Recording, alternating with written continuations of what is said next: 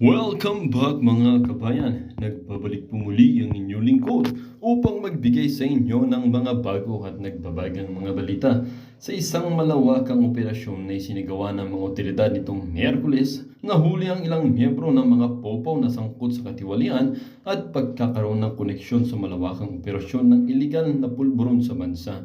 Ang nahuling popaw ay hinihinalang protektor ng mga utak na nasa ilalim ng pamumuno ni Presidente Kuting.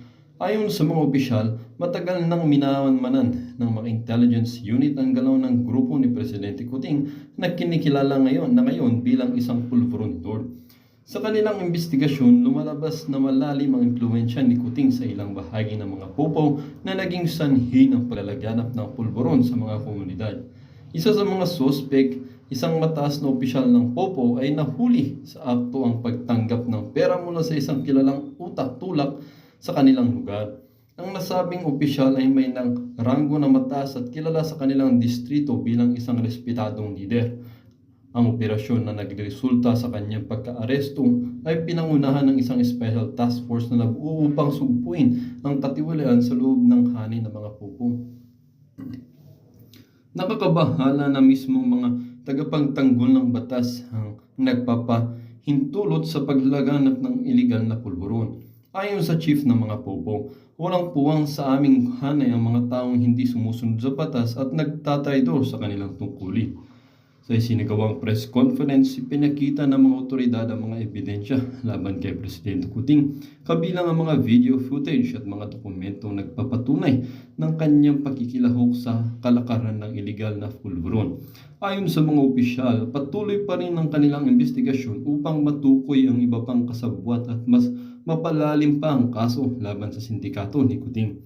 Samantala, mariin namang itinanggi ni Presidente Kuting ang mga paratang laban sa kanya. Aniya, ito ay isang hakbang lamang upang sirain ang kanyang pangalan at kanyang administrasyon. Subalit, ang mga nakuha ng ebidensya at mga testimonya ng ilang witnesses ay tila nagpapatibay sa mga akusasyon laban sa kanya. Ang mga nadakip na pulis ay nahaharap ngayon sa kasong administratibo at krimen. Ayon sa mga otoridad, mahigpit nilang babantayan ang proseso upang masigurong ang hustisya ay mananaig. Ang pangyayaring ito ay nagsisilbing babala sa lahat ng opisyal ng pamahalaan at miyembro ng kapulisan na walang sinuman ang ligtas sa batas, lalo na kung sila ay sangkot sa katiwalian at iligal na gawain. Well, para nga sa buong impormasyon ay panoorin na lamang ang buong video. At kung bago ka pa lamang sa aking channel, huwag kakalimutang mag-subscribe, pindutin ang notification bell at piliin ang all upang laging maging updated sa mga bago at nagbabagang mga balita. At sa mga solid viewers naman natin dyan, maraming salamat naman po sa patuloy na pagtangkilik sa ating channel. Tuloy-tuloy lang po ang laban para sa katotohanan at para na rin sa kinabukasan ng ating pinakamamahal na bansang Pilipinas. Last na ng chairman na itong si Patrolman. Saan ba yun? Patrolman Carpio. Patrolman Carpio. Kung kasi bata ka pa, may asawa ka na ba? Meron na po, Your Honor. May anak? Opo, Your Honor. O ilang taon ka sa serbisyo? 5 years po, Your Honor. 5 years. Aga mo pa. Anyway, alam nyo kasi, we have a lot of investigation. Ang dami po namin investigation dito, no? In the previous months, no? Well, in fact, yung Southern Police District, alam nyo, ito, sabihin ko lang dito, sa mga non-commissioned officers. Almost lahat na commissioned officer, tanggal. Tanggal sa serbisyo, may criminal case pa. Pero yung ibang non-commissioned officer that cooperates during the investigation, kami mismo kinausap namin si RD. Yung NCRPO. Dahil may mitigating circumstance, nag-cooperate, na-suspend, pero hindi natanggal. Hindi pa nakasuhan ng kriminal na kaso. Alam nyo kasi ito, pag kinasuhan kayo administrative, tanggal kayo, akala nyo makalusot pa kayo, may kriminal pa. Si Chairman Akop, ang dami itong pinatanggal, may criminal cases pa na pinahil. After this, alam nyo ang mangyayari sa inyo, kanya na kayo. The only way, tandaan nyo the only way, of course, except kay Perez, siya tagang bumaril, except kay Macaraig, siya talaga yung most senior and the head of the operation during that time. Pero kayo, You better cooperate, and you have now the chance in this committee so that we can also have our committee report and recommending you that during the investigation, you cooperate with this committee. Eh pag damay-damay, o di bahala kayo. Ayun lang yung sinasabi ko. Ikaw, 5 years ka pa lang, may anak ka pa, may asawa ka. Ang bata mo pa. Oh. Kasi, halata na eh. Pinakita na sa inyo yung video, lahat, pati oras, etc. Eh, may mga witnesses, affidavit, o mayroon pang yung medico-legal. Napakalinaw na hindi nagkabarilan. Dahil ang tama sa likuran, ang entry. Oh. So, okay pa rin kayo, nasasabit kayo dito. Samahan nyo lang yung mga opisyal nyo. And if I Ayun may- lang, mag-isip na ako. But this time, pagbibigyan kayo namin. Ako personally, Chairman, gusto ko lang ipaabot dito sa mga non-commission officer na to. Sayang. Sayang po kayo, lalo na ikaw, Carpio, bata mo pa. You were just, siguro ngayon, mga 25 years old. 31 po. O 31. Bata mo pa, 5 years in service. Tapos, matatanggal ka, madidismiss ka, may criminal ka pa na kaso. Eh, pag-isip-isipan mo, kaysa mag-cooperate ka, And Wala. more, Chairman, kasi nung last previous hearings, eto si Perez, si Macaraig, nandito na po to. Now, usually, yung former chief of police, ikaw ba ngayon na-relieve ka na? Colonel? Na-relieve na po rin. Na-relieve ka na. And during the time, who is the head? Who is the most higher officer during the time? Ikaw. And then yung unit. Di ba DEO sila? Nasa DEO sila? DEO? yung makaraigang Ikaw Macaraig yung team leader doon? yes, oo. Yes, Your Honor. Wala nang most senior sa'yo? Wala na po, sir. So ikaw lang? Yes, sir. So, kasi nung nakaraan sinong kasama niyo dito, mayroon ata isa na your position was Last time, sir, kasama din po si former COP. Lintang was the chief, Chief of of Police. police. Tapos ang head ng Ikaw? ng operation. supposedly, di ba, DEO Macaraig. dapat may NCO to eh. Dapat, di ba, may commission officer dapat? Sino yung immediate superior nila? Your Honor, that time, Your Honor, wala pa pong commission officer na DEU kasi sinasubmit po namin yung mga pangalan na pwedeng gawing team leader ng DEU sa higher headquarters pero wala pa po kaya that time si Police Master Sergeant Macaraig po ang aming PD, do you confirm this, PD? Sir, as far as I can remember, sir, the Deputy Chief of Police of San Juan before or now was the Chief DEU. But during the time of the operation, he wasn't able to join since he was, I think 2 days pa lang yun, sir, nung time na yon, matapos yung bagyo. So, sinamaan lasa, kaya the team was led by Macaraig during the operation. Pero meron Chief DEU talaga sir na station. So yung chief DEO during the time has no knowledge about the operation? Yes, sir, hindi siya nakasama, sir. Hindi, iba yung nakasama, ibang yung knowledge. Is he Yes, the- sir. Parang wala, sir. Wala. Wala. Sir. Colonel, tama po ba? Tama yung do you confirm the statement of PD na mayroon? But of course, that was 2 days. Nagabagyo din. Yung chief nila sa DEO, hindi nakasama. O hindi alam. wala po talagang alam sir yung Walang alam. Pero kanina, ikaw PD ikaw, Colonel kanina ka pa Kanina tinanong kita, sabi mo walang head. Ito kinonfirm ni PD may head. Pero yung head was not there during the operation.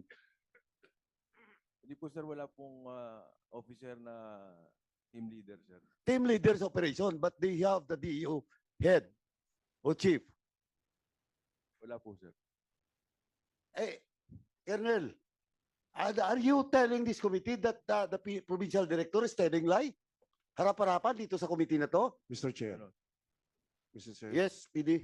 Sir, as per my intelligence officer, Captain Go has yet to secure a vetting clearance or deputation coming from PIDEA.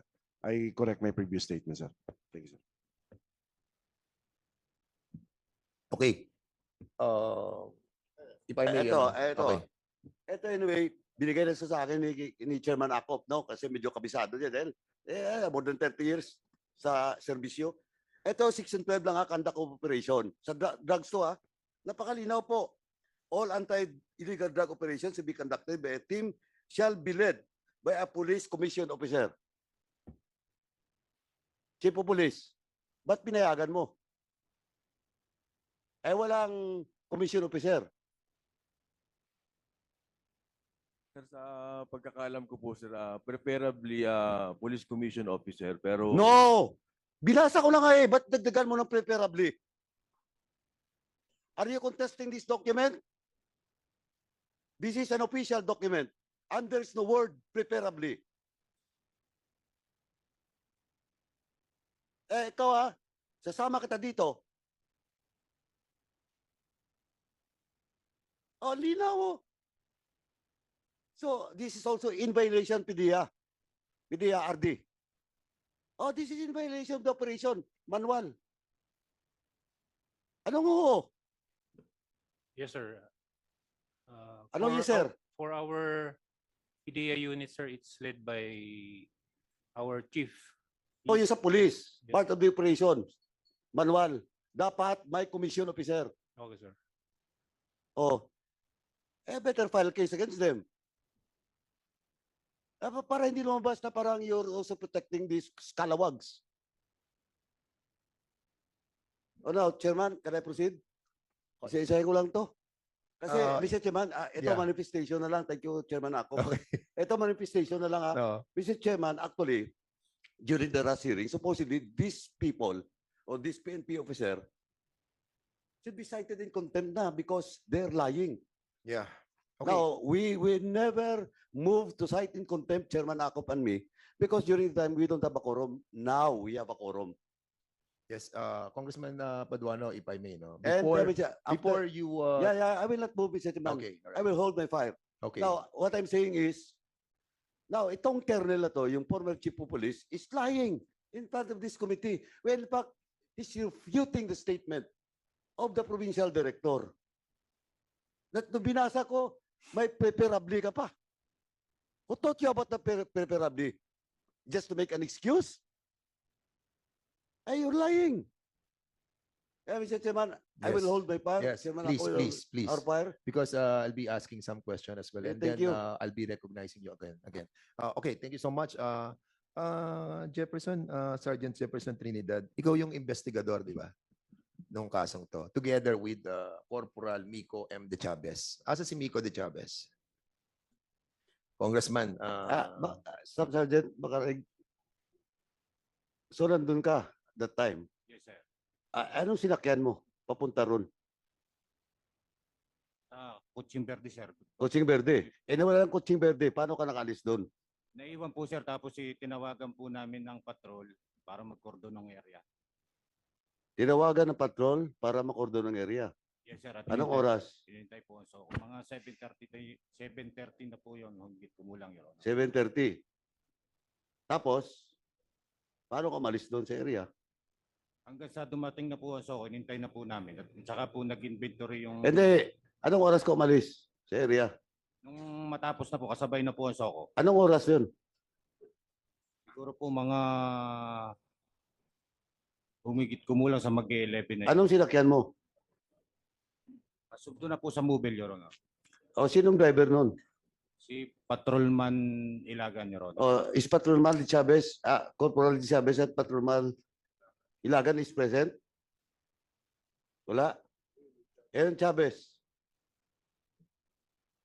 Lipat ka dito. Lumapit ka. yes, Mr. Chairman, that a certain patrolman Ilagan ba? No, yung isa. Yung driver daw. Ipapatawag natin, Mr. Chairman, the next hearing. Sige. PD is certain patrolman Ilagan is part of the investigation of your Negative, sir. negative. Better also check. Yes, sir. Yes, No? sir. Pati yung pati yung mga personnel that cordons down the area as per narrative of Makaraig. Yes, sir. Yes, sir. Please. Thank you. Odi Chavez. Ikaw yung first na tinawagan, di ba? Sir, tinawagan po ako as investigator, sir. Not Oo nga, together. tinawagan ka. Ikaw on Yes, duty Your the Honor. time. Sir, Ikaw on duty the time. ano po kami, sir, ni PSSG Trinidad. Okay. Sino tumawag sa iyo? PMSG Macarag, Your Honor. Anong oras? Humigit Oh, kumulang... sandali. Is it that Coach Trinidad, lumipat ka nga dito? Hindi, lipat ka dito. Kasi akala niyo pwede niyo kaming lusutan dito. Anong oras? Humigit kumulang 7:30, Your Honor. 7:30. Yes, Your Honor. Pero nakita si Trinidad at saka si Perez nung asawa alas 7, 7:09 declared dead. Ikaw, pumunta ka rin ba doon? Your Honor, nakarating po ako sa ospital ay 7:45 PM, Your O Honor. ba't magkasama kayo ni Trinidad? Yes, Your Honor. Anong sinakyan nyo? Yung patrol car na may body number na 01, Your Honor. The same patrol car na ginamit doon para sa Soko? No, Your Honor. Ilan ba yung patrol car doon sa ano? Colonel, ilan ba yung patrol car mo doon? Yung nagagamit Tatlo po, Your Honor. tatlo. Yung operational yung nagagamit. Anong ginamit doon para i-secure yung Soko? Yung area. Yung Mobile 01 po. Mobile 01. Sabi mo kanina, Mobile 01 din sinakyan mo. Mobile 01, Your Honor, ang sinakyan ko po. Colonel, sinong sisinungaling ngayon sa inyo? Your Honor, yung Soko po may sarili po silang Hindi, sabi niya kasi yung Mobile 01 daw, ginamit doon para i-secure. We're telling the truth now. Ito kasi, nahuli kayo doon sa mga statement nyo. Inconsistent. Sabi kanina ni Colonel, yung una, ikaw, nung tinawag kita, sabi mo, Mobile 01. Sabi ni Colonel, yung tumulong doon para mag-secure ng Soko is Mobile 01 also. Is telling you the truth. Ikaw di Chavez, supposedly hindi ka investigador ka ng istasyon o ng DEU, Your Honor. DEU. Yes, Your Honor. Alam mo rin yung operation na to beforehand. After, Your Honor. After na. Yes, sir. Before, hindi mo alam. May pasabi po sila, Sir, Your Honor, na magko-conduct sila kaya mag-stay po ako sa istasyon, Your Honor. Kayo ni Trinidad. Yes, Your Honor. So si Makaraig tumawag sa iyo at 7:30. Yes, Your Honor. Tapos dumating kayo dun sa hospital? 7:45, Your Honor. Ma'am, etong si G. Chavez, nakita mo rin to dun? Hindi po. Hindi. Saan ka nung time na yon? Saan sa hospital? Hindi kayo magkatabi ni Trinidad? Magkasama? Bali, Your Honor, siya pumunta doon sa cadaver. Ako, sir, doon sa records. Ikaw sa records. Yes, Your Honor. Okay. BD, etong ba si G. Chavez kasama to sa investigation din?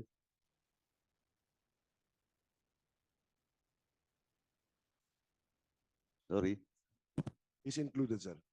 Okay, thank you. Ayan. Is that the card that you used? Ang gulong, kulay itim sa harapan, ang likod, silver. Magkaiba gulong sa harapan. Magkaiba ang gulong sa harapan saka sa likod. Is that the card that you use? Makaraig? Yes, Your Honor. Yes. At nakita mo kung anong oras dumaan papunta sa 4:28 p.m. At sinasabi nyo, nakasakay na dyan, si Dante magpantay. Pero according sa kanya affidavit, alas 8 ng gabi siya pumunta. Your Honor, nag-conduct pa po yan ng surveillance yung mga tropa, sir, bago sila... Nag-conduct pa ng surveillance. Yes, sir. So, nagsisinungaling si Konsehal magpantay. Hindi pa po siya kasama nung time na yan, Your Honor. Ano? Hindi pa po siya kasama. So, hindi nyo pa kasama? Judicial affidavit nyo, sinabi nyo kasama na. Gusto mo basahin ko? Ito, page 3. Sino naman ang sakay na sinasabi mong sasakyan? Sergeant Relly Carandang ang nagmamaneho ng Toyota Vios, kulay berde, na walang plaka at nakasakay sa unahang upuan si Sergeant Juan Macaraig habang si Patrolman Carpio Edgardo Rodelas, Media Representative at Barangay Councilor Dante Magpantay ay nakaupo sa huliang parte ng sasakyan. Ayan. Sinabi niyo sa judicial affidavit ninyo eh. Oh now, anong ang nagsisinungaling dito ay si Dante Magpantay, in other words. Anyway, you have to be truthful again. Tanong ko kay Sergeant Jefferson Trinidad. Andiyan ba si Sergeant Jefferson Trinidad? Can you kindly sit here? Wala na upuan dito. Dito ka sa Please, si Sergeant Jefferson Trinidad. Yes, naka-oath na yan. Nag-oath ka na ba, Sergeant? Can you kindly sit here?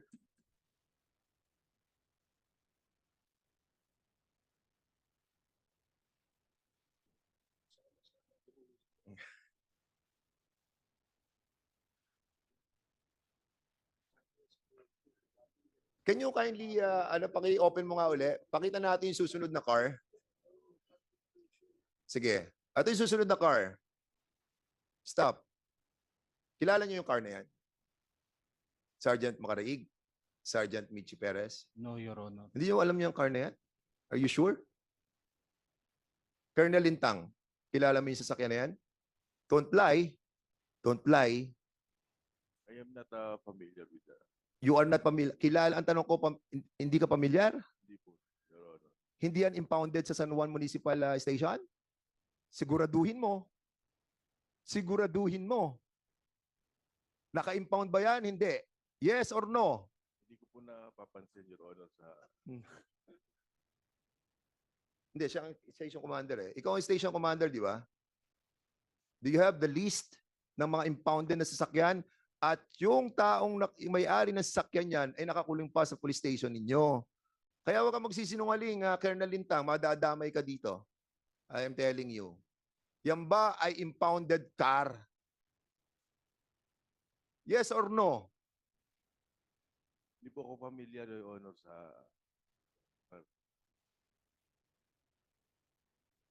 Colonel Lintang, babalikan ka namin. Maniwala ka.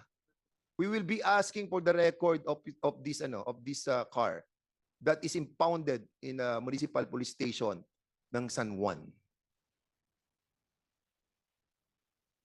Sige, Mr. Malinaw. Major, Colonel Malinaw, can you tell us about this car? Sir, good morning sa ating lahat po.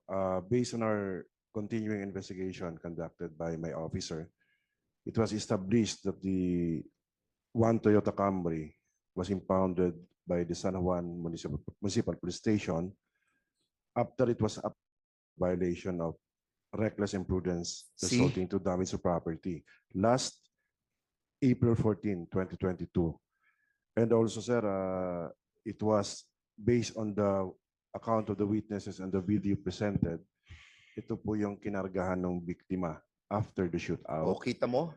So this finding, sir, that we have established in our continuing investigation will form part of the aggravating evidence that we have to be submitted, sir, in the ongoing criminal and admin case against these police officers.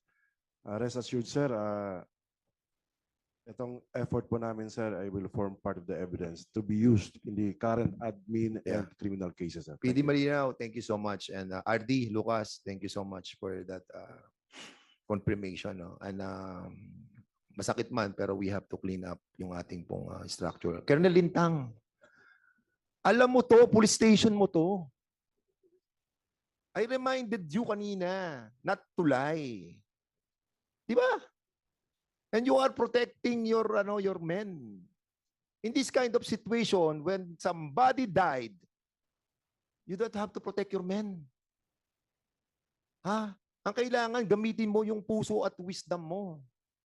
But in this case, naka-impound sa inyo yan, 2 taon na, hindi mo pa rin alam?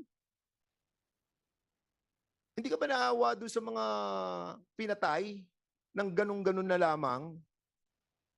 Ha, Colonel Lintang? Your Honor, marami po kasi naka-impound sa... Later, Colonel Lintang. Babalikan kita. Punta tayo kay, kay Karandang. Mr. Chair, ayaw ko lang iwanan yung... Sige po. Colonel Lintang, ikaw ang Chief of Police. Yes, Your Honor. Doon sa mga sagot mo, ang ibig lang sabihin, hindi mo alam kung anong nangyayari doon sa command mo. Di ba? Na-impound yung sasakyan, hindi mo alam. Nailabas yung sasakyan, hindi mo alam. Nagamit sa krimen yung sasakyan, hindi mo alam. Ano ang hindi mo pa alam? Magan. Anong klase kang hepe? It's either you are lying or you do not know what is happening within your command. And therefore, you're not fit to be the station commander of a PNP unit. Yun ang aking conclusion sa pagsasagot mo dito eh.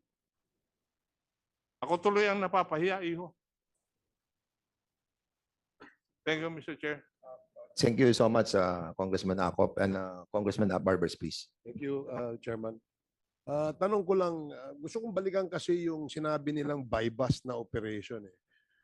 So, nung nagkaroon kayo ng buy-bust, Sergeant Perez, ikaw ba ay nag-coordinate sa PIDEA? Sir, hindi po ako ang nagpag-coordinate, yung kasamahan ko. Sir. Sino nag-coordinate? May tiga-PIDEA ba rito? So, you are what's your position sa PIDEA? I'm the regional director of PDEA. So, you're the regional director? Okay. Sino nag-coordinate among the PNP sa PIDEA? Ikaw ba? Sige, ikaw, Patrolman Carpio. Ikaw? Yes, Your Honor. Kanino ka nag-coordinate? Saan? Kanino sa PIDEA ka nag-coordinate?